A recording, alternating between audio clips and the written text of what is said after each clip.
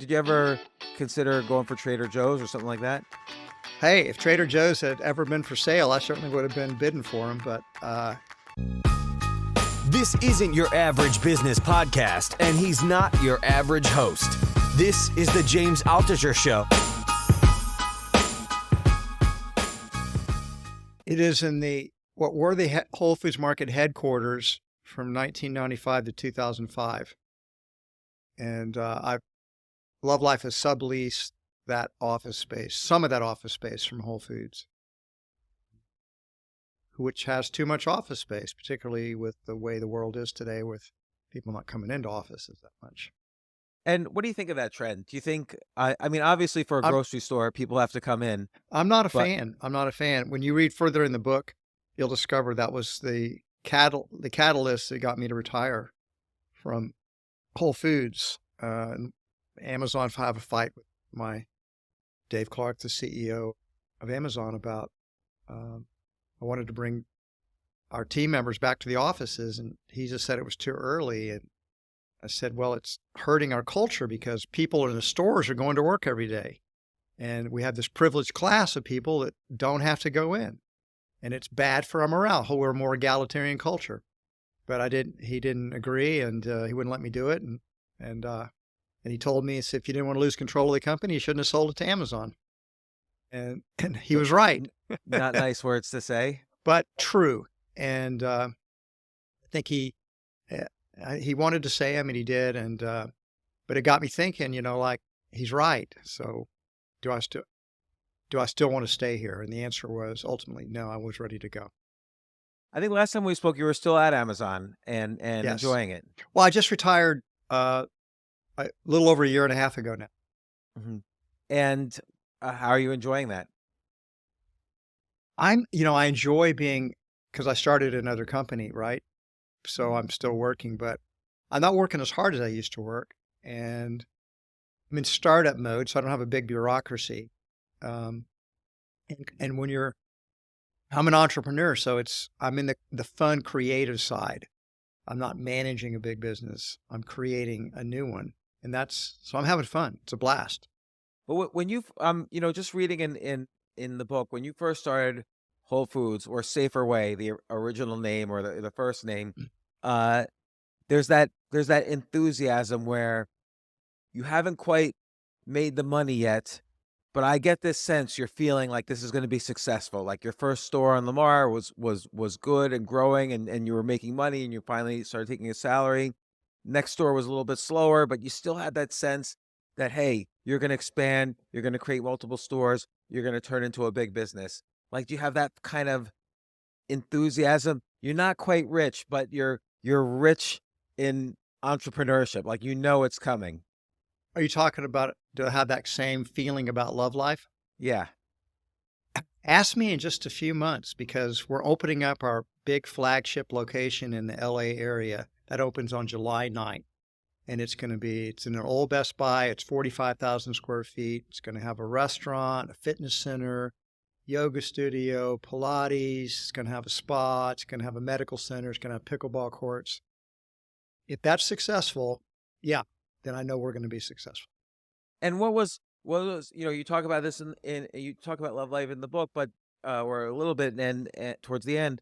But what was the impetus? Can you describe like what made you decide to do this? It's interesting, as you read through the book, you'll see that there are actually a lot of themes that have come back together to do Love Life. Back in the day, back in the late 80s, I almost opened up with some friends a center called LifeWorks. And it was going to be a smaller version of what Love Life has turned out to be. We were going to have meditation and yoga. It was going to be a holistic health center. And it didn't happen because one of the key people pulled out of it, and then I decided to pull the plug. So that dream was You not. mentioned I think the main person didn't want to put money into it. Yeah, exactly.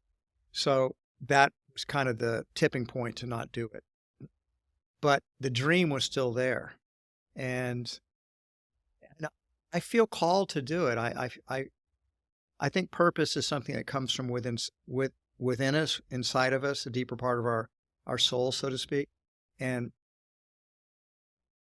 I really feel like this can help a lot of people, and I don't know if I'd be happy if I didn't try it.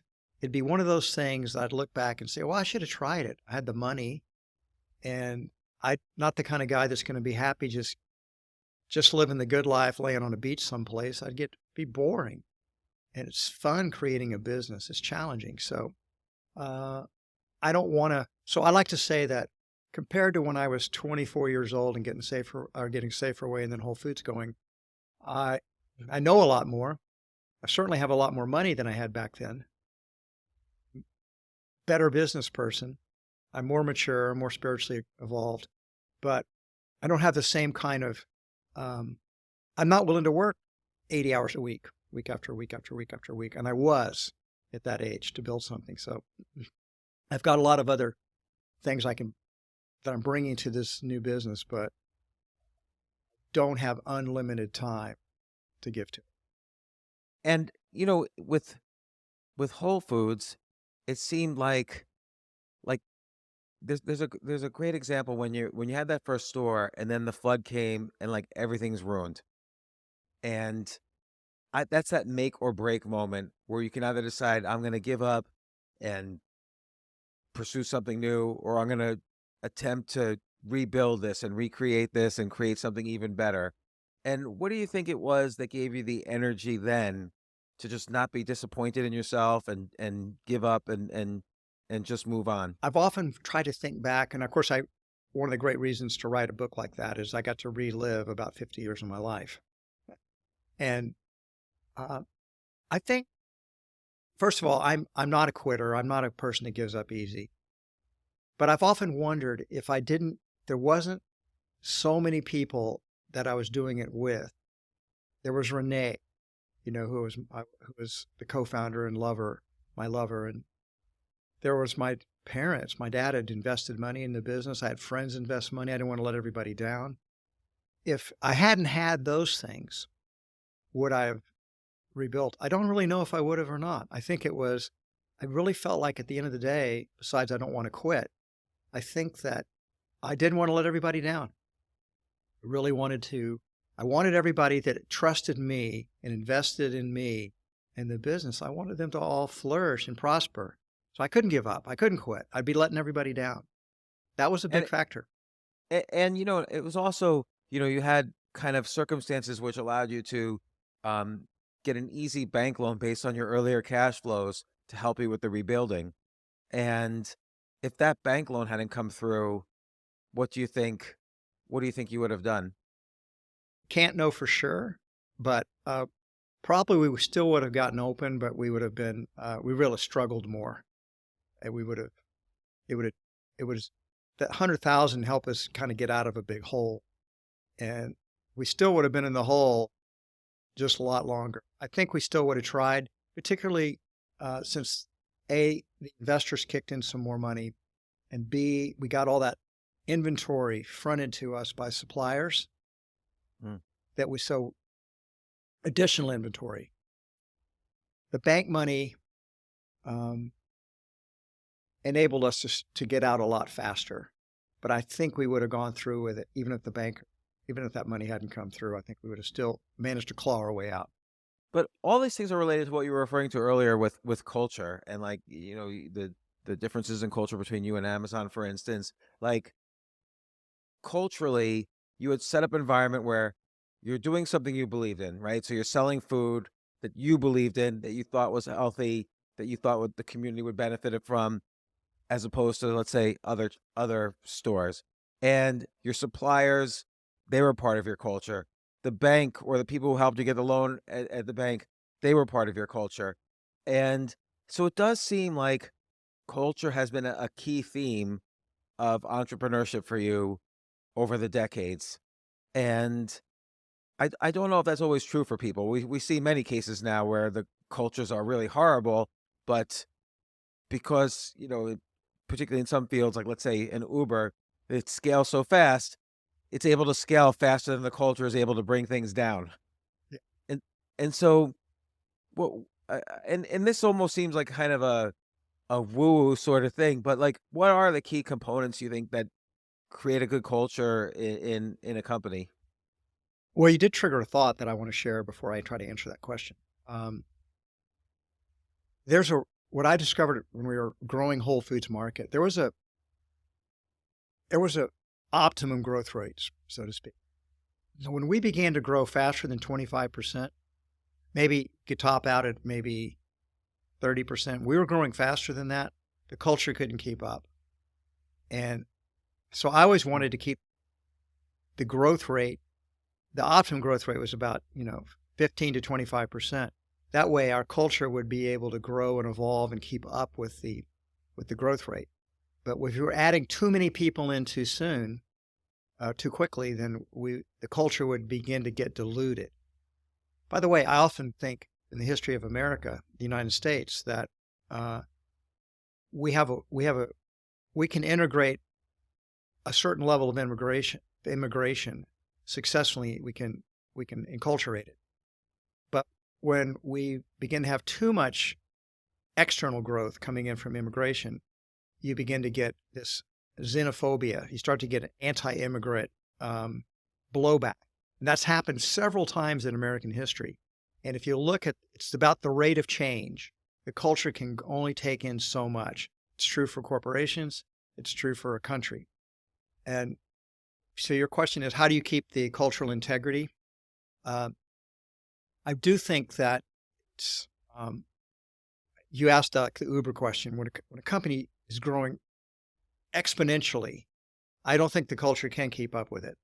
I think that they don't. I mean, every company has a culture, but let's say a healthy culture can't keep up with it. You end up having to do all kinds of things to try to maintain a culture that's healthy. But if it's changing too rapidly, it's at a certain point, I think it's almost impossible to do very well. But the key things are, is there a higher purpose of the business? What's the purpose of the business? Why does it exist? What's the value creation it's giving? That has to be front and center in terms of, to maintain a good culture. People have to understand what they're doing and why what they're doing is important, how it's contributing to other people. That purpose is going to tie into value creation for other people, one way or another. And then you have these interdependencies, the stakeholders. And so it's important that a culture understand that it has these relationships with, that's what the flood, when we almost died, I didn't have the term stakeholders back then, but I realized, wow, we're just a network of relationships that are all trading with us. We have customers that are trading with us. We have employees that have jobs, they're trading with us. We have suppliers that are trading with us. We have investors that are trading with us. We have a community that we're part of that's trading with us. We're doing all these exchanges. We're creating value for each other, and it's very complex. And a healthy culture, I think, understands those relationships, values them, doesn't try to exploit the different stakeholders that are voluntarily exchanging. And I think that's part of what makes a culture resilient and healthy. I'll also say the values of the company, the core values, the ethics, the things that make people proud of where they're working. That's a very important cultural element. So the core values, and whether a business is living up to those values, whether it's living up to its purpose, or whether it's hypocritical. Because if people decide, well, the company's not doing what it says it's doing, then the culture begins to diminish. The relationship bonds begin to fray. Loyalty begins to be questioned. Turnover increases. So there's all these traits that go into making a healthy culture. I think, and also the leadership is very important. Is the leadership walking the talk? Do they embody the culture themselves? Or do they just mouth it but don't live it? These are all things that, if you have leadership that is just in it for themselves, for example, isn't really taking shortcuts, just trying to get the stock price up so their stock options be more valuable, that's obviously going to hurt the culture. So there's just a tremendous amount of complexity in culture. So I'm trying to give the highest, most important points: purpose, core values, hypocrisy, things like that.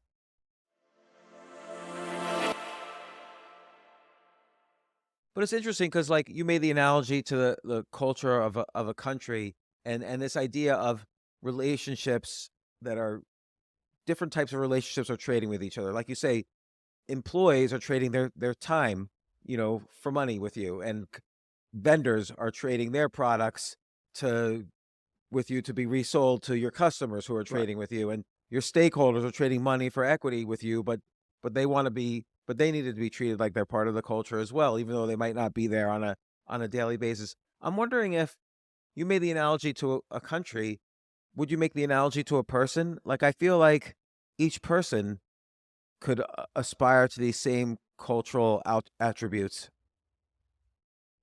I never thought about it, so it's an interesting line of thinking. It's probably true. Certainly, our body is a very complex ecosystem. I mean, we've got trillions and trillions of cells. I mean, and they're constantly dying and being reborn. And we have these relationships between all of our organ systems.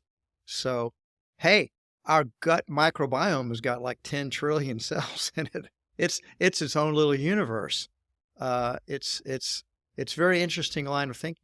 But then you also have, your wife and your kids and your friends and your colleagues Yes. and acquaintances who are not friends, but they're acquaintances. Like, and all the things you just said about a company, like, okay, what's your purpose? What are your values? Are you, you know, living what you preach? And on and on. It seems like, these are attributes to a successful personal culture, which could mean I see. Personal. success in general as well. Absolutely. Absolutely correct. I think that's a brilliant insight. I totally agree with it. That absolutely is true. The same thing that lead to a healthy business culture are attributes that live to a healthy personal culture, because we all are in networks of relationships.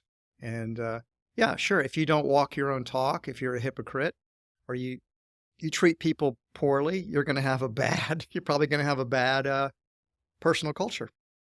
Like, when's the time you think personally you weren't quite aligned, your personal culture wasn't quite aligned with how you're acting or behaving?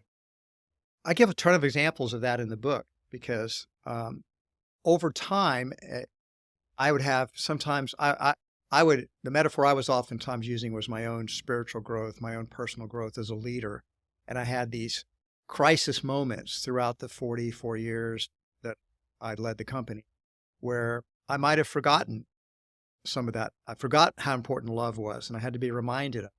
Forgot how important uh, treating people with care and kindness, so that I would be reminded of it, and I would get back on the track. So there were times like when I had a coup. I had 4 separate coup attempts that I go into the book, and those were all low points for me. But also those coups were almost symbolic of my own. I wasn't at my very best. I was vulnerable when those coup attempts happened because I hadn't. My own personal culture, you might say, had diminished. It's not like a continuous thing. It has ups and downs. I do think my culture continued to evolve and develop all the way to the end. It's still evolving today in healthy ways, but it's not a straight line. It's more like a spiral where you take 3 steps forward and a step and a half back. And there are setbacks that happen. Just like our health, our personal biological health, I'm extremely healthy right now, but I get sick from time to time and take a step backwards. I think that's true in all walks of life: business culture, personal culture, your body, etc. It's hopefully we're flourishing and we're improving and we're growing and learning, and their culture is being enriched. But there are times when it's not. You've made mistakes and you have regrets, and those are learning opportunities to get yourself back on track. But I had numerous setbacks throughout my career at Whole Foods, numerous times when my personal culture was diminished rather than enriched. But, like, let's take the first kind of coup attempt. Yeah, there was Craig and Mark, and the first company that you sort of merged with Right. when you were Safer Way to basically form. They had another grocery store across town, and you were impressed with it. You guys merged, and they brought a certain kind of almost business discipline to the business. You became Whole Foods. You opened up, but then one of them wanted to kind of keep it small or go his own way, and his philosophy of growth was different than yours. So it wasn't necessarily your fault. Like, how do you think you were not? How do you think you could have better handled that situation? Great question, because I hadn't thought about that question for a long time. And now I had my own thinking about it back when it happened. We're talking about 1984, 1985 now, so 40 years ago. How could I have handled it better? Well, I mean, Mark, the partner that got frustrated with me, he got frustrated because he really didn't want to grow. Our very first Whole Foods market was so successful. It was a gold mine. It was just, we were printing money. It was so successful. It's the highest volume natural food store in the United States. And even though it had a flood, we survived it and got back on track. And I wanted to grow, and Mark really didn't. And then when the first few stores, they all did well in the long run. But as we went away from the center part of Austin and we went into places where we weren't known, more suburban areas, the stores started slower and they lost money. And Mark was very frustrated because he said, we're dividing up all our energy, and we can't be all places at once. We can't control everything. And now we're losing money. And it's your fault, John. You were the one who wanted to expand. I never did. And so he got angrier and angrier. And I kept saying, be patient, be patient. These stores are going to be all really good. But he didn't have the patience for it. He just thought I was a bad leader because I was forcing this growth that he didn't want to do. And then the stores were not doing that well, and it was my fault. What could I have done differently? Well, I didn't know that the stores were all going to start slow. But then as I learned it, I became more cautious. So I did learn from it. Mark just didn't stick around long enough. He just got angrier and angrier, and he just wanted to leave. So he didn't have patience. But I don't know how I could have handled it different at the time. I actually think I handled it pretty well, in the sense that I asked him to take a leave of absence with full pay. I wanted him to, and the stores did better during those 6 months. When he came back, they were much healthier. We weren't losing money. We were profitable again. But he hadn't changed his opinion that if I wasn't going to wreck the company then, I was going to wreck it later because And of why my do you quest think for he had growth. that opinion? Well, he called me Wacky Mackey. And it's because I was a new age guy, still am in many ways. I was doing, I was doing meditation. I did MDMA. I was studying different spiritual philosophies, and I was trying to bring love into the company, and I was just out there. And he just thought I was nuts. It's not what you do with business. And he lost his faith in me. He didn't trust me. He just thought I was crazy. He just thought I was crazy. There's no other way to put it. Thought I Even was though crazy.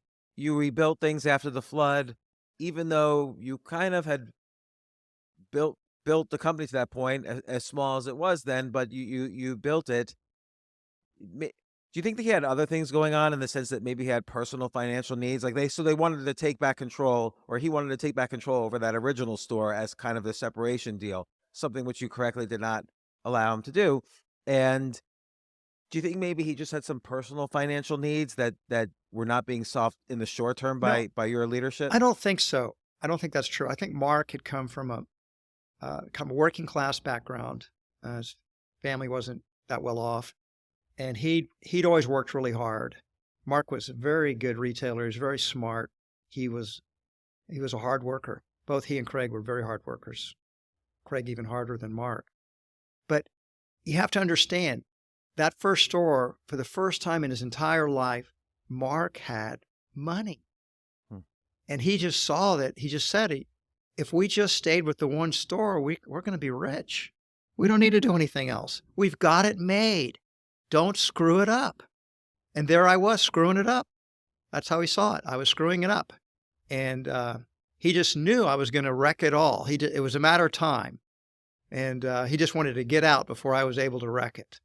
And he didn't understand me, basically, and he didn't trust me. So I get that. He'd had his own business. He was in control of it. And now we had this one store. He worked really hard in it. It was very successful and very profitable.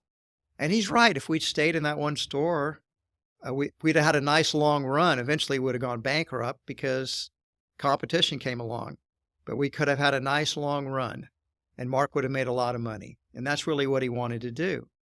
And that really wasn't what I wanted to make money too, but that wasn't my primary goal.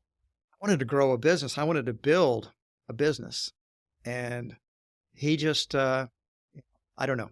Again, he called me Wacky Mackey, thought I was nuts. I don't know how else to put it. He's not here to defend himself. He would probably tell you all kinds of crazy things John did that John has conveniently forgotten. You never kind of like years later sort of met and said, "Hey, water under the bridge." I tried. And when we created a Hall of Fame for Whole Foods Market, Mark was a first round inductee because he was one of the founders of the company. And he came to our big celebratory dinner. But I don't know this for sure, but I think that was really hard on Mark because he'd made a bad decision. He'd sold all of his stock and he'd created a pizza company, which ultimately failed. And if Mark had stayed in the business, if he'd held on to his stock, he wouldn't just been rich, he'd have been mega wealthy. He'd been super wealthy. And it was a huge mistake to make in his life. And faced with our success there, I never ever saw Mark in a Whole Foods Market store after he left, ever again. He didn't even shop there. And I think, people want to be right. And there's a tendency to root against the team that, I don't think he was pulling for Whole Foods after he sold it. He wanted us to fail. He said when he left, he said, "I know you're going to wreck the company." Instead, the company went on to these great and glorious things. And Mark could have been part of that. But I think going to our celebratory dinner and seeing our success was probably really hard on him just because, he wasn't part of it and he'd made a mistake and he couldn't rectify that mistake. I don't know for sure. I'm just guessing. And if he was here, he might say something completely different. Now, one of your other initial founders was your girlfriend, Renee. You were 23, she was 19. You were working in the food co-op together and decided to do your own. And, ultimately, like people do from the ages of 29 and on up, she changed her interests and you guys split up and she had other things going on in her life. Did she end up remaining a shareholder? Renee did, and she ultimately made a lot of money on her investment. So she kind of has a happy ending there. And she has her own business in Taos, New Mexico, and she married, raised up a daughter, and I think she's, by all accounts, had a very happy life. And it seems like a lot of your relationships were interwoven with your business. And I think it's hard as an entrepreneur to have relationships outside of a business, frankly. Like for my own self, I've never had a business, obviously, like Whole Foods, but just the businesses I've started, I would sooner or later realize, hey, all of my friends and social interactions are completely related to my business. It's hard to move away from that. I think it's true. At least the first 20 years I did the business. Until 911 happened and I began to realize that I needed to do some other things in life before I passed on. I think that's probably true. Almost all my relationships were connected to Whole Foods, one way or another. Except Deborah. Yeah, she you met outside of Whole Foods and I ended did. up marrying her. And so then I suppose I had new friends that came from her side. But there's only a certain amount of time in the day, right? And between when you're married, if you're working really hard, if you are trying to take exercise, it was just hard to maintain other relationships. And a better place today, because I have a ton of relationships outside of Whole Foods. And in fact, outside of Love Life, I'm just a older, wiser person. I understand the importance of those relationships. And I had other friends that didn't work for Whole Foods, but I didn't have the time to keep them up. Our relationships need to be nourished. I didn't always nourish them as well as I think I should.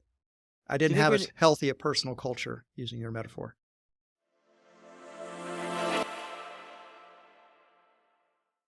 Do you think when you're older, it is like when you're younger, it's possible to have quote unquote best friends. It's just the kid who lives in the house next door. You walk over there anytime you want, and you can go play baseball or whatever. Do you think when you're older, it's possible to make, you know, good, long lasting life friendships? Yes, because I have so many of them. Absolutely. It's all about the energy you put into the relationship. And when you're younger, you put a lot of energy into it. And you go through a phase in your life where you're building your career. Maybe you spend less time nourishing those relationships. Or if you have kids, you spend more time trying to nourish those relationships. But I'd say today, I have so many friends that I love and I'm close to. And most of them are not involved in work in any way. I've nourished those relationships. So yes, it's possible. Now, you mentioned, Mark would call you Wacky Mackey. I feel like lots of people, either to your face or behind your back, would call you that over the decades. Like, after your IPO and um, you're posting on. I remember this. What the day was the news was out there, or the article was out there. Somebody said, "Oh, the CEO of Whole Foods is posting anonymously on the wild oats market at the same time that they're buying the company," and it was just like a funny story, but uh, that's a wacky thing for a CEO to do. I guess I don't know. Of course, I didn't go to CEO school, so I'm not sure how CEOs are supposed to act. I'll tell you a story. You would post on the Wild Oats board, "Oh, the CEO of the Whole Foods is the most handsome CEO out there," No, stuff no, like no. that. I never did that. That joke that was on the Whole Foods, not the Wild Oats bulletin board. Oh, I only okay. posted I only posted occasionally on Wild Oats. The media blew that completely out of proportion to the reality of the situation. I was just having fun. I mean, I like defending Whole Foods Market, and this was Yeah. like before you had social media. Those bulletin boards were an opportunity. Everybody had screen names. And it was fun. I enjoyed it. I I stopped doing it after I lost a bet with a short. I was always arguing for pro Whole Foods on the bulletin board, Yahoo bulletin board for Whole Foods, and this guy was always shorting Whole Foods, and we made a bet. I lost the bet because he said the stock would be below this number, this date, and I said no way it will be. And I'll tell you what, it's above that number, you get off the board. If it's below that number, I'll get off the board. And it was below the number, barely. And I got off the board. So I never posted again on that bulletin board. Huh. Huh. But, and so it was about 6 months later that I go into it in detail in the book. You had a FTC was trying to stop our merger with Wild Oats, and they probably are the ones that notified the Wall Street Journal of this because they got 10 million documents from Whole Foods, and including my whole computer. So they probably leaked it. I don't know that for a fact. Just somebody leaked it, and not many people knew. And then the next thing I know, I'm getting investigated by the SEC for insider trading. The whole thing was a circus. We ultimately triumphed in all those things, but my reputation was deeply damaged. As you say, wacky Mackey. But for me, I'm a playful guy. I'm playful. Entrepreneurs generally are playful people. And it was a form of play, entertainment. It was a game. And my book starts out with the game of life and ends, first chapter is about the game of life, and the final chapter is about the infinite game. Game playing is a huge theme throughout my whole entire lifetime. And posting on a bulletin board for me was nothing more than a game. And I had fun doing it. And sorry I lost the bet to that guy, but I was honorable and I stopped posting. And the idea of an infinite game is interesting because obviously you say your reputation was damaged, but obviously it survived. You grew, you flourished, you transformed in many ways, throughout the book, throughout the life cycle of Whole Foods and your career. So I think that's a view people have to take, is that whatever happens in the short term, it's not the end of the world. There's very few things that are the end of the world. And you sort of showed that quite a bit. I mean, I think most entrepreneurs, I can't speak for everyone, but every entrepreneur is going to be criticized, because if you're a successful entrepreneur, you by definition, you're thinking outside the box. You're seeing things other people don't see. You're creating something that's generally not just a Me Too thing, but you're doing things that are different than the way other people do things. And so entrepreneurs are just frequently criticized, and you have to overcome a wall of skepticism. And I think for me, I was told I was going to fail so many times, with Mark telling me that when he was leaving, but he was certainly not the first and he wasn't the last. I've had it. Venture capitalists told me that. I had so many people tell me that what you're doing is nuts, crazy, it's going to fail, blah, blah, blah. I even had one team member that left Whole Foods, and she came in and told me she was leaving. And I said, she really wanted to talk to me. So we have an open door. So I talked with her, and she said, you're not like us. You don't act like a CEO is supposed to act. And I said, I don't? How does a CEO supposed to act? Well, look at you. You got long hair. You dress in shorts. You're a professional business guy. You don't look like a business guy. And I said, how's the business doing? And she said, well, it's doing pretty good, but it shouldn't be. I said, why not? And she says, because you're not a good CEO. And I said, well, why aren't I a good CEO? And she couldn't really put her finger on it, except that I just didn't look the part. I didn't act the way she thought I was supposed to act, because I'm just myself. I just show up as who I am. I wasn't trying to be a CEO. I was trying to be a good leader. Leadership and CEOs are not synonyms for each other. You can be a good leader and maybe not live up to somebody else's opinion of what a CEO is supposed to look like or do. But ultimately, the results are what count, right? So I always used all those criticisms I took about how I was going to fail. I didn't know what I was doing. I'm a bad CEO. I don't act the way a CEO is supposed to act. I always took it as ways for me to, okay, I'm going to show you. I'll show you what I can do. And I'll show you what Whole Foods can do. And so I always used it to kind of stoke my ambition, my drive, my desire to overcome criticisms, overcome the obstacles. It would always create determination in me, not discouragement. We were talking about earlier about why didn't you quit after the flood? It's like I said, well, I would let everybody down.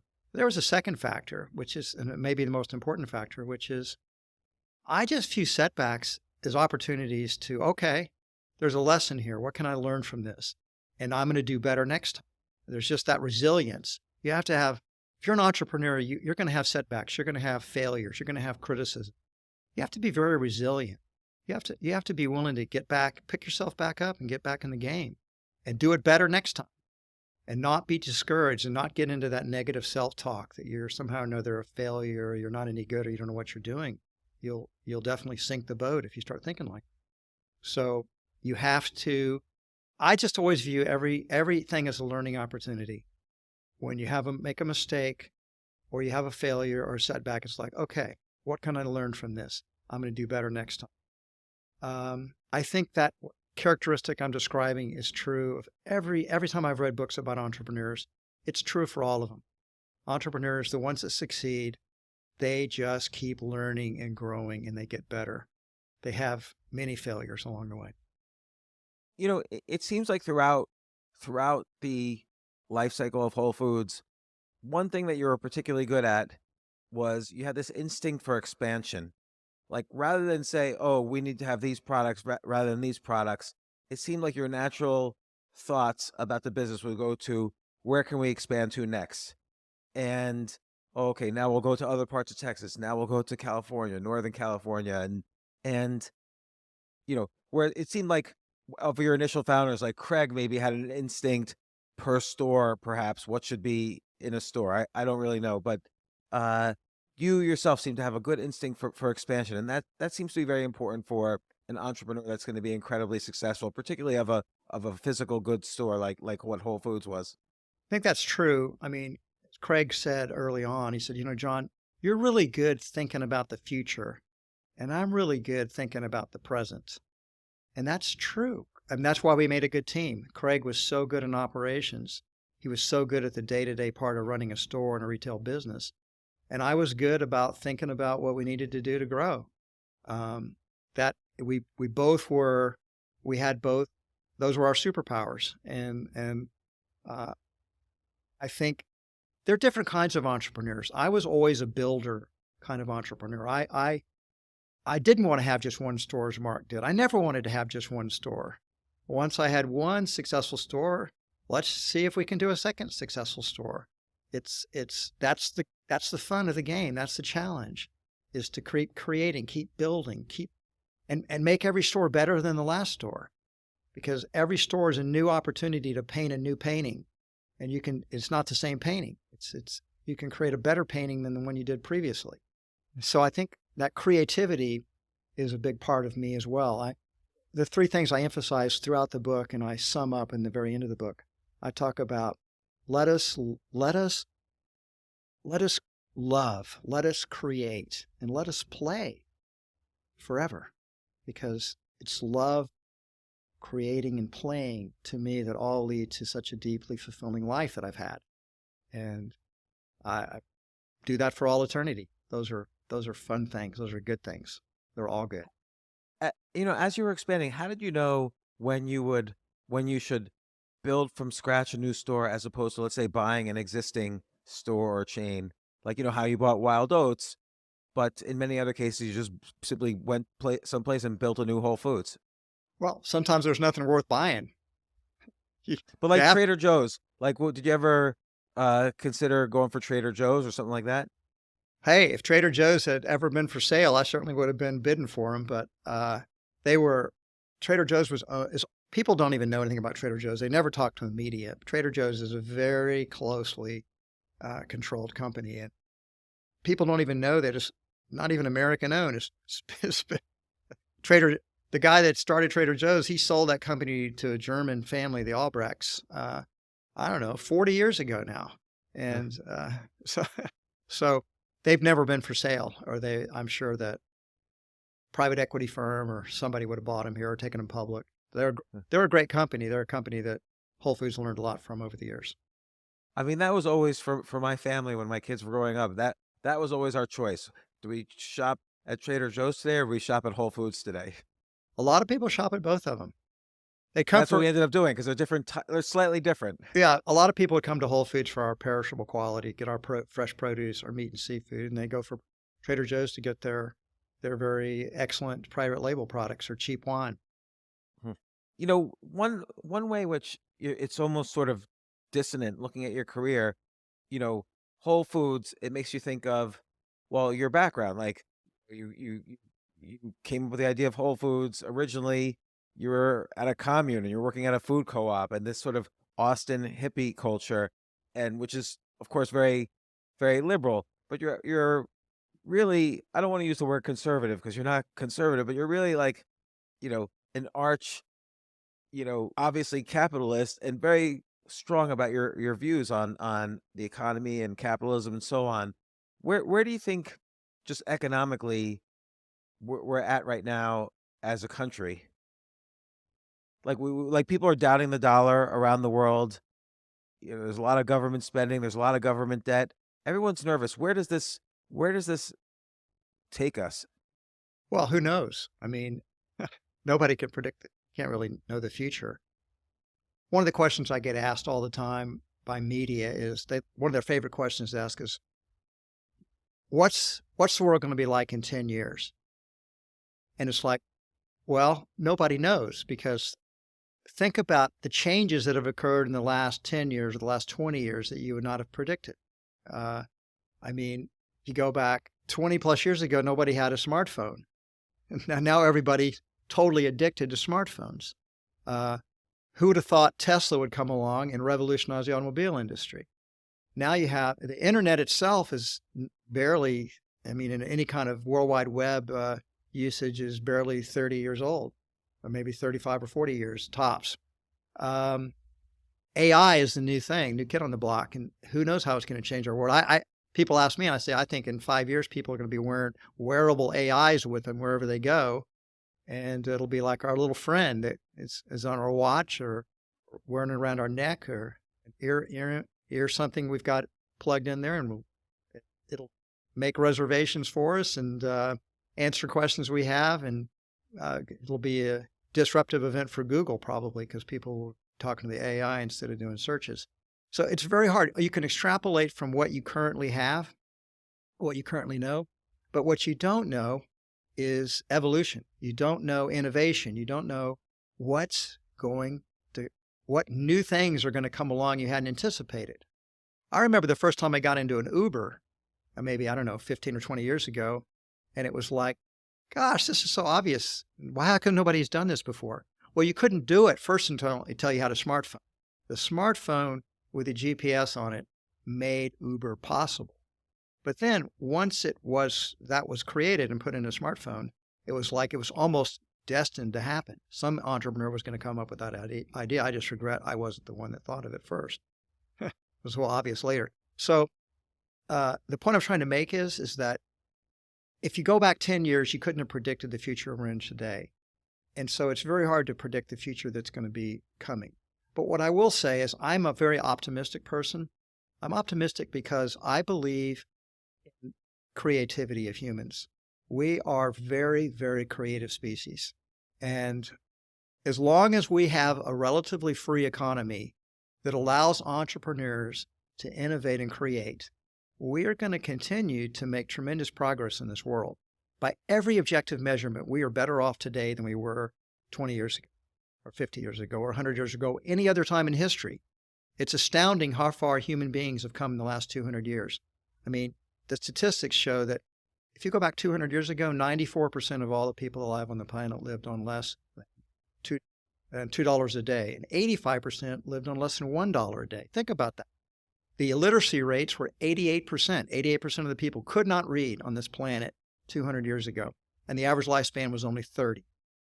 Childbirth deaths were unbelievably. Sanitation was terrible.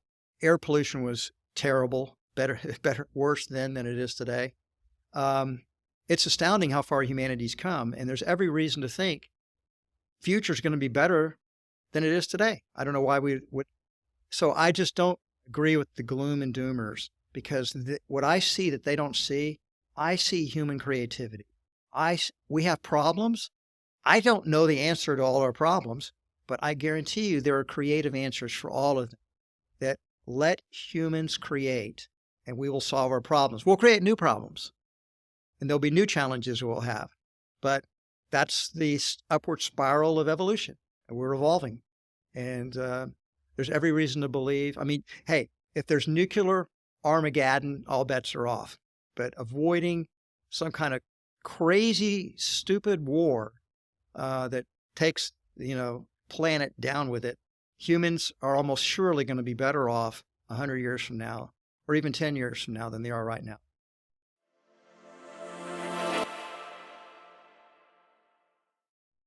I tend to agree, but what gets me nervous, and maybe this is from just reading the news too much, is, like when Iran sent drones towards Israel a few weeks ago, all the media is saying World War III, when it was kind of obviously, when you looked into it, wasn't going to be World War III. Israel was going to shoot it down. Iran had already said, that's it, we're done.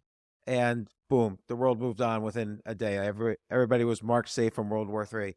But, when you see things like more and more of these weird geopolitical situations popping up, and the U.S., $34 trillion in debt, and people saying, oh, the only way to survive this is to inflate our way out of it.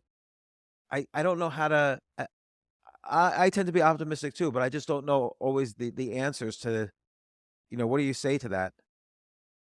I say that you shouldn't focus your attention on things that scare you, because you'll find the world to be fearful.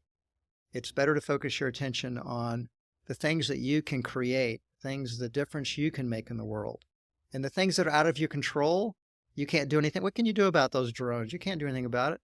Why direct your life, your special gifts, your own life energy to worrying about things you can't personally do anything about?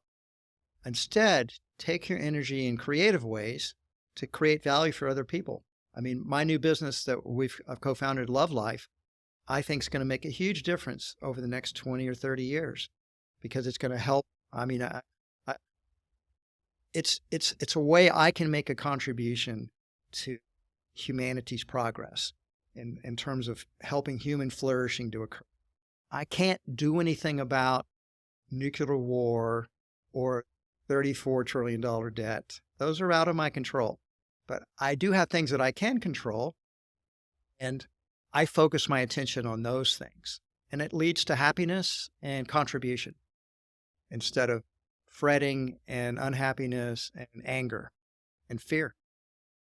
I guess that's a good point, because if you look at it, look at the past 40 or 50 years. Every time someone's predicted anything doom and gloom, they've been wrong. Like in the early 1970s, the world was going to have too much population to feed it. We were going to have an by ice 1980. age, by the way, back in the 70s, just to be clear. Yeah, ice age in the 70s, London starving by the 80s because of too many people.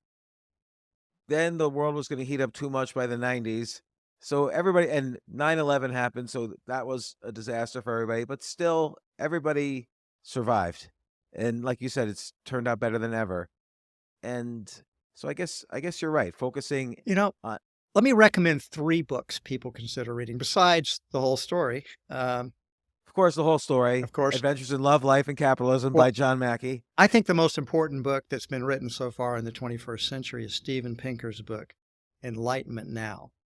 That is, Pinker's research is so unbelievable, and he so documents human progress. It's just, it's such a great gift what Steven Pinker's done for the world with that book. It's incredible. You have to read that book.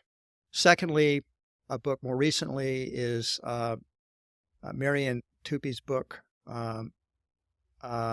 Superabundance, which shows from human labor hours how much abundance has been created in this planet. And more recently, Johan Norberg's come out with a book called The Capitalist Manifesto. I think Communist Manifesto, Capitalist Manifesto. And there he documents how just given free market, more free markets in just countries like, or it's an international perspective. So China and India moving just a little bit away from socialism and making their economies freer, allowing creativity, allowing entrepreneurship. I've listed hundreds of millions of people. Just those 2 countries alone have lifted almost 1 billion people out of poverty in just the last 30 years. India and China. It's astounding what happens if we let humans create, let the entrepreneurs be free. And yes, we need good law. We need government. We need a whole bunch of things, but we mostly need economic and human liberty and freedom. When we have those things, we can solve our problems. We will create our ways out of it. When I sometimes speak at universities and I have younger students doing what you were doing a minute ago, ask me about what are we going to do about this? What are we going to do about that? I say, well, look, I'm 70 years old now. My generation solved a lot of problems. We didn't solve them all. We left you guys a bunch to solve. This is your problems now. You guys have to figure out. You have to create new solutions that we were unable to think of. Every generation has their own contributions to make. And you guys have got to work on these problems. Because if you don't, who the heck is? But you have to do it in a creative way, not put yourself in a straitjacket of fear, say it's hopeless. I mean, I read about the younger generation, for example, they're not want to have children because they don't want to, that they think it's going to be a horrible world, that climate change disasters are ahead and just all the AI apocalypse is coming. And it's just complete, total fear, which when you're really scared, you're no longer creative. You're paralyzed by your fear.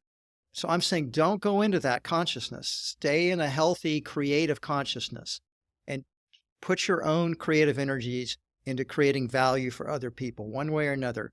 Be a contributor. I just think of somebody like Elon Musk. Look at whatever you think about Elon Musk, politics or whatever else, I don't care. Elon Musk, with his creativity and his entrepreneurial initiatives, has doing amazing things for this planet. He's a very important person because of what he's doing and what he stands for, but mostly by what he's creating through Tesla, through SpaceX, through Starlink, through all these businesses, the Boring Company. It's those type of individuals really help humanity advance. And we just need more people like him doing creative things. Yeah, and by the way, to your book list, I would add The Rational Optimist by Matt Ridley. Oh, love it. One of my all-time favorite books. It's just that one's a little more dated, so but it's still a tremendous great read. Anything by Matt Ridley is a great read. I also, if you like Ridley, did you read The Evolution of Everything? Yes, he's come on this podcast for The Rational Optimist, The Evolution of Everything, and his COVID book. Oh, well, Matt is one of my heroes. Yeah, he's such a smart guy. He is. He's brilliant. And I agree with you. Always better to be on the side of optimism. Sometimes I do find myself getting a bit overwhelmed by what I see out there, particularly like lately for some reason. I think all these college protests has gotten me down a little bit. Well, the colleges are always going to be protesting something. It's partly what young people do. That's true. Yeah. So and it's funny about how you say like people don't want to have kids anymore. I remember in 1974 or 75, Archie Bunker when Rob Reingold, I forgot Mike, I think his name was on the character on the show. That's right. He didn't want to have kids because of what they would grow up in, and it's the same thing. And even so my generation, which is considered Generation X, it was initially called the slacker generation, and yet we ended up probably being the most productive generation. I'm a huge fan of Generation X. The Xers are the hardest working people I've ever known. They work really hard. They're as a generation, they're kind of no bullshit people. You can't put one over on the Xers. They've seen it all, heard it all, and they just keep on going like the Energizer Bunny. I love the Xers. I like the Xers better than my own generation. Because the Xers are not too old for the internet, and they're not so young that they only know the internet. So they've had like both worlds. But you remember, of course, Austin, I think it was 1992, the movie Slacker was about Richard Linklater is Yep. about Generation X and kind of being just a generation of do-nothing slackers. Well, they turned out to be just the opposite. Yeah. And it just goes to show you that, you were talking about the student protest. I mean, we go through certain stages in our lives and think about it. You're young, you wake up and you look around and you see inequality, you still see racism, but you don't have any historical perspective. You don't see that, well, yeah, there's still racism in America, but a lot less racism than when I was growing up, because when I grew up, there were still Jim Crow laws and there were actually legal segregation in the South, in Texas, where I grew up. If you go back further than that, you've got widespread lynchings going on. I mean, is there racism in America today? Yes, just a lot less than we used to have. And we'll probably have a lot even less 50 years from now than we have today, because humanity's evolving. And if you look into inequality, there's always going to be inequality, but there are far fewer poor people today than there used to be. So it is a rising tide that's lifting, maybe not every boat, but most boats. And we're certainly better off. The world is better off. I always put the challenge to young people. I'll give you the entire history of humanity. Tell me a time you'd rather live than right now. When has humanity ever had it better than right now? And the answer is, there has never been a better time to be alive than right now. Humanity's at its peak right now, but we can still continue to evolve and grow. And we will, if we allow human liberty and freedom and creativity to flourish. If we don't become so scared, we go into some kind of totalitarian nightmare. Okay, there's that qualifier. Do you think there's a chance that could happen? Of course there's a chance. It happened in the last 100 years, for God's sake. We saw it happen we saw communism, and we saw Nazism, we saw fascism. I mean, yes, it could happen. And you don't always go straight. Evolution is not a straight line up. It's more of a spiral with, you have some downtime. So yeah, could happen. I wonder if like innovation now has reached some sort of tipping point, though, where innovation and the pace of innovation is going to greatly outpace any possible artificial change induced by government. It depends on how totalitarian the government becomes. If you look back, if you study the Soviet Union or you study China, you'll understand that they basically executed the creative class was basically, killed. They just killed them. Just put them in gulags and shot them. And so yeah, you can stop it or really slow it down by just if you're prepared to be ruthless enough. If you are that much of a psychopath that you're willing to just destroy millions of people, you can do it. And because we saw it happen in the 20th century. Yeah, but again, I wonder if that's even possible now because of there's the decentralized nature of the internet, and you have people like Elon Musk or Jeff Bezos who have, and others like them who have so much money, you can't catch them really. It's not like someone's gonna slow down Elon Musk. He could just move. He can moves all over the world. You don't know where he is. Somebody could shoot him. That's true. So, I mean, hey, I'm an optimist. I mean, you ask it as in the realm of possibility. It's in the realm of possibility. I don't think that's what's going to happen. I don't think it's a probable thing. I do think that, particularly now in a more globalized world where you have many alternatives and you have the internet lets information flow in from so many different sources. That's what scares many people because nobody is controlling it. It is humanity's collectively connected, but there's nobody in charge. And that terrifies people because who are you holding accountable for it? And people want somebody oftentimes to be responsible, somebody to be in charge. And the fact that that nobody is, to me, that's a very liberating thought. But to others, it's very scary. Yeah, it's interesting. I was at a dinner of a bunch of physicists and journalists about science, and each person there, you bring up anything like AI, oh no, it's gonna take over the world, and Terminator. Just every genomics. Oh, we're gonna create a bunch of a clone army. Just like every science, and these were scientists. Like no, oh, why is SpaceX or Blue Origin happening? Oh, we're going to put weapons in space, and it's a joyride for billionaires to go into space. Like nothing was positive. Everything had a negative look. And I even said, like, you guys are a bunch of scientists. How come you're not positive about science? But they didn't really have they said, look, aren't you worried if the internet turns off, we lose all of the world's knowledge? And I'm like, well, the Library of Alexandria, we did lose all the world's knowledge when it burned down. It actually happened. And it's not happening now. But people maybe have maybe there was kind of an evolutionary instinct to be more cautious than hopeful, so you don't die. Well, there's no question that from an evolutionary standpoint, fear has been selected out, right? If you were ones that were cautious or a little scared that if you went outside the cave that maybe a saber-toothed tiger was going to get you.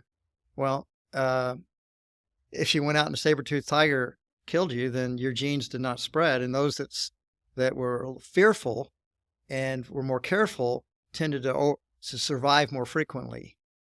So there is a evolutionary reason fear has sustained itself. But now we live in this era where with mass communication, anything that happens anywhere on the planet that's scary, we hear about it. And we're constantly, every single day, we're bombarded with terrible, fearful things. That's why I'm telling you, you have to take control of your mind, your own mind, and the information you feed into it. Because if you let yourself, the overall consciousness is so fearful, and it's being magnified by the media, and then that's they say if it bleeds, it leads.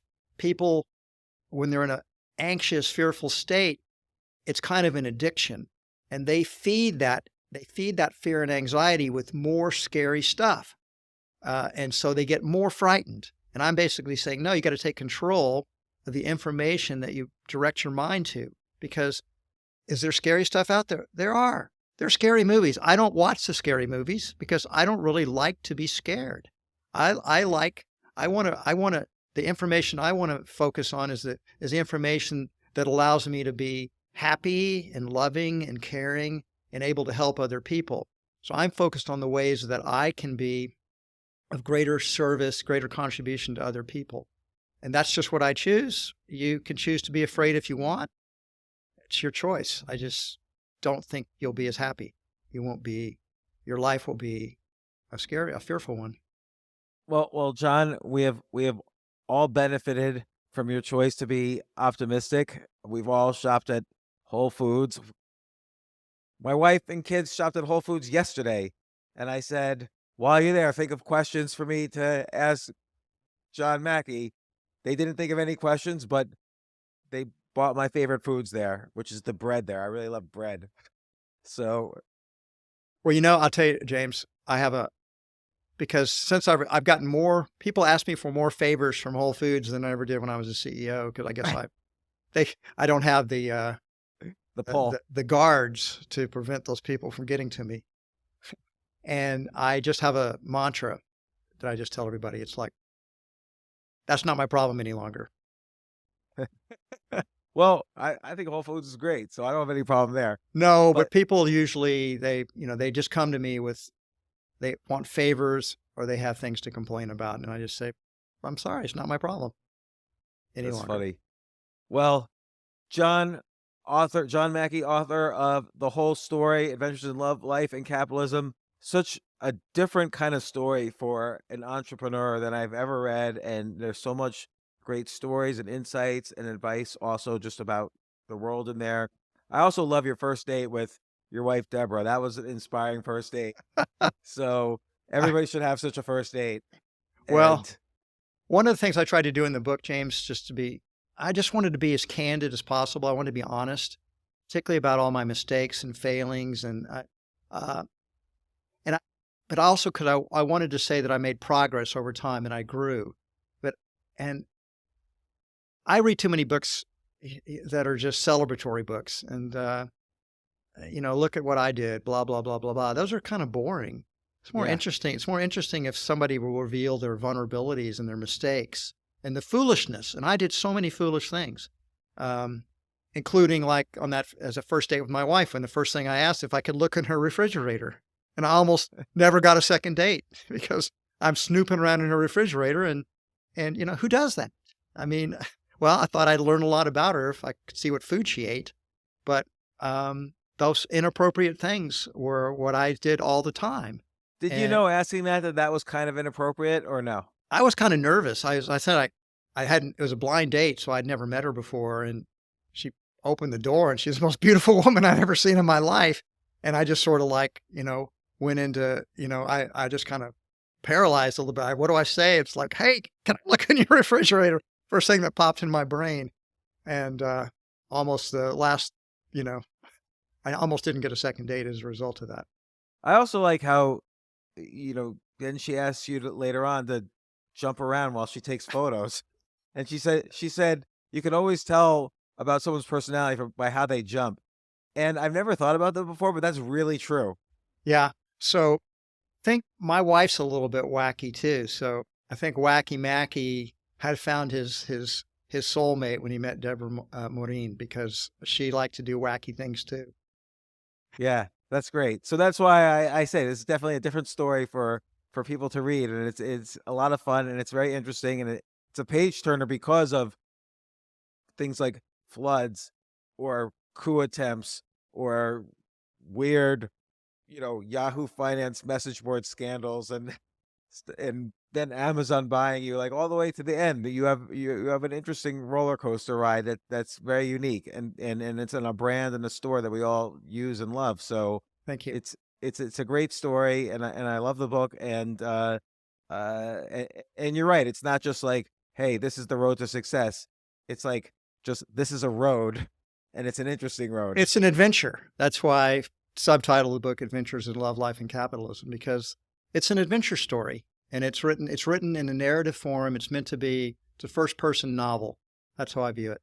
Yeah. That just that's a happens good to way be put true. it. It happens to be true, at least from my perspective. Well, thanks very much, John. And hopefully you write a next book about your next business or come back on when your next business launches and we'll talk all about it. Hey, our first store launches in LA area, El Segundo, California on July 9th. So maybe I'll be on sooner than you think. All right. Well, I'm going to head out there. I will try out your first store. It's not, of course, I tried to correct my language. It's not really a store. It is now this kind of holistic health center. So my vocabulary is having to evolve. A holistic health center with pickleball. I love it. A little bit wacky, right? Yeah, it's perfect. All right, James, thanks so much, Sean. great I talking with appreciate you. I really appreciate you. You take care. Have a Thanks. wonderful day. You too. Bye.